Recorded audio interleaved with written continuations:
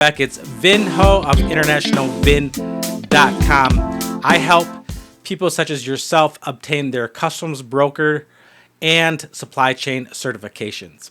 In this video, I want to talk about what is the difference between CCS and LCB, a certified customs specialist versus a licensed customs broker.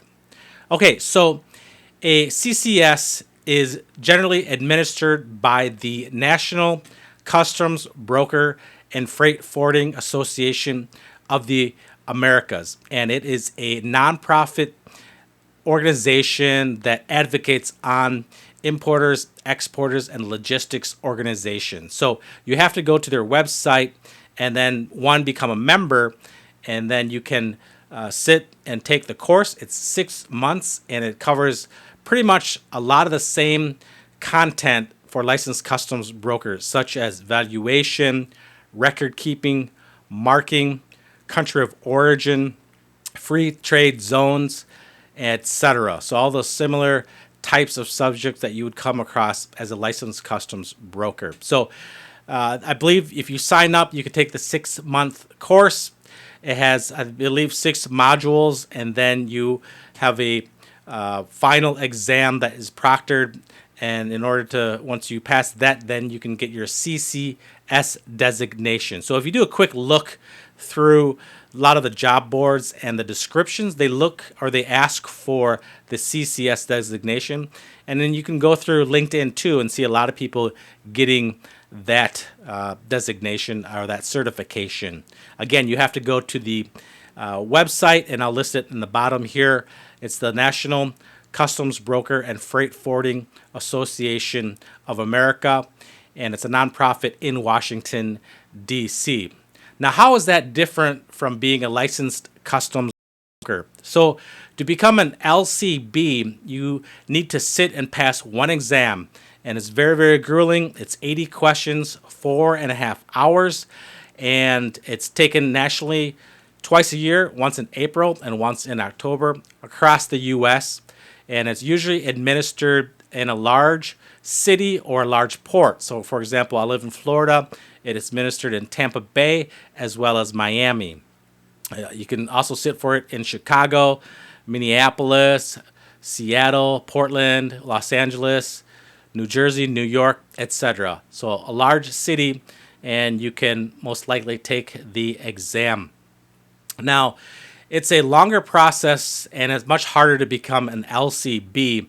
And honestly, it's like the gold standard in international trade. So even though the subject matter is very, very similar, if not the same, the CCS and LCB, the LCB has a more heavier weight just because you're permitted or you're allowed, you're licensed by the federal government, Customs and Border Protection, CBP, to assist importers import their goods into the United States. So you're authorized to do the 7501, the 3461, and do the paperwork on behalf of companies, large importers, or anyone bringing in product for consumption into the United States. So it plays a heavier role, a heavier weight. And once you have that permit, you can open a customs brokerage on your own or be the permit holder for a customs brokerage. So it has a higher value. Again, one, because it's federally recognized, it's more difficult to pass. And once you pass the exam, you have to sit and wait for about 6 to 12 months for a CBP committee to review your application.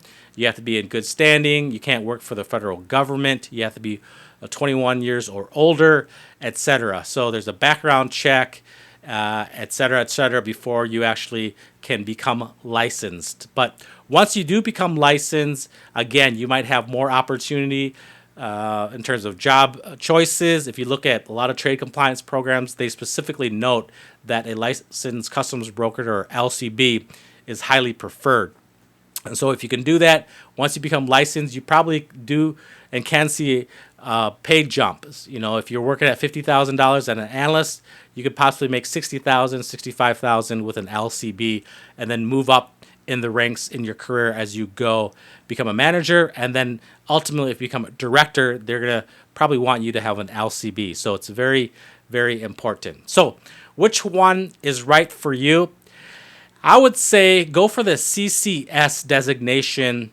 If you're looking to get into trade compliance, you're not sure if this is going to be your career, but you want to give it a try. You want to get convince employers and recruiters that you're serious and you want to work in this industry, then I would say apply, get your company to maybe even pay for the CCS. It's not that much, $700 if you're a member, $1,400 for non-members. And you can sit through the courses, learn a lot online, and then 6 months later, sit for the proctored exam and then pass. And then you can put the CCS designation after your name during your job searches in LinkedIn or on your resume, etc. So it shows recruiters that you're serious, that you want to be in this industry, and this is what you want to do for this career. This is what qualifies you.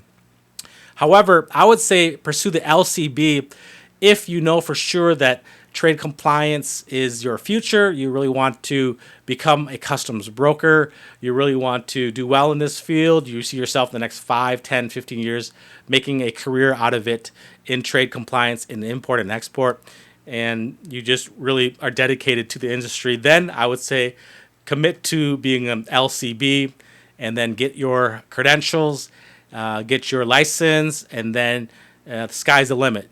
After 3 to 5 years, you can become a manager, and then after that, you can apply. Maybe after 8 or 10 years, you could probably become a director of a trade compliance program. So a lot of big companies hire LCBs and CCSs in their trade compliance programs, and once you have those designations, you'll be more in demand than those that don't have it. So I highly recommend, again, if you have a chance to sit for it, you love international business, international trade, supply chain, and this is what you enjoy, then I would say go ahead and try to study for the exam and then sit through the courses and then ultimately take the exam.